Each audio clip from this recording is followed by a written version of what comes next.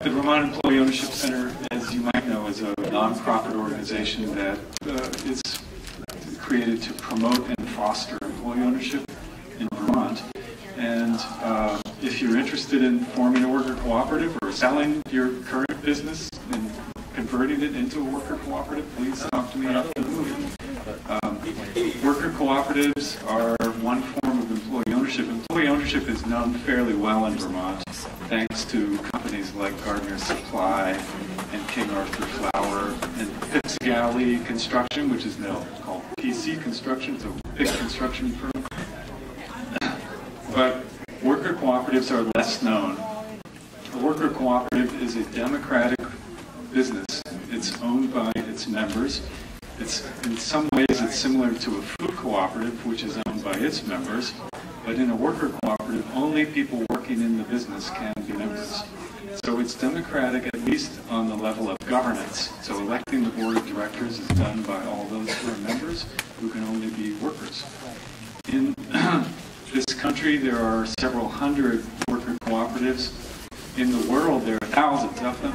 And we're going to hear about Spain, where there's a really interesting network of worker cooperatives that's in the Basque region called Mondragon. It's a really inspiring example of what can be done with the form. In Italy, we just learned at our conference last week, there are about 5,000 worker cooperatives, most of them fairly small, but some of the big companies. In Spain, the largest manufacturer of refrigerators is a worker cooperative.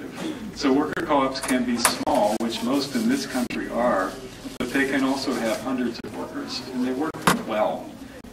So in Vermont, there are worker co-ops that you might know, including Data Systems, which is the oldest worker co-op in the state, I think. Maybe that honor goes to Green Mountain Spinnery, though I'm not sure. One of the other of you, back in the 70s, it was formed.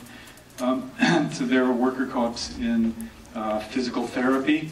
The PT360 group of, is it 12 owners now? Or so?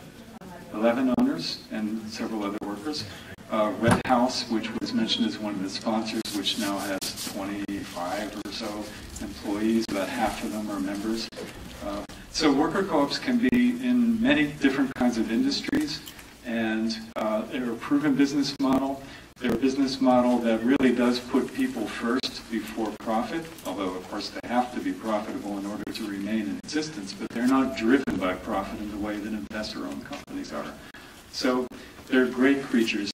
There's going to be a conversation afterwards, and I was thinking of what I could suggest to think about during this movie. And so here are a few questions for you to bear in mind if you want to. First off, why aren't there more worker cooperatives in this country? If it's a good way of doing business, why aren't there more of them? What's preventing them? Why did the worker co-ops that are in this movie come into existence? What need were they answering? How do decisions get made in these businesses? This is often a question that a conventional business person will ask. Well, how do you make decisions with all those people? Well, it can be done. How does entrepreneurship happen in a worker cooperative? We think of the kind of entrepreneur, sort of cowboy, the lone gunman sort of entrepreneur who's providing the vision for the business and showing where things should be going and all that. Well, how does it happen when there are a whole bunch of owners? It can happen. It can happen very well. It's a different process. So those are some things to think about, and I hope you enjoy the movie. I think it's really great. I've seen the whole thing, and enjoy.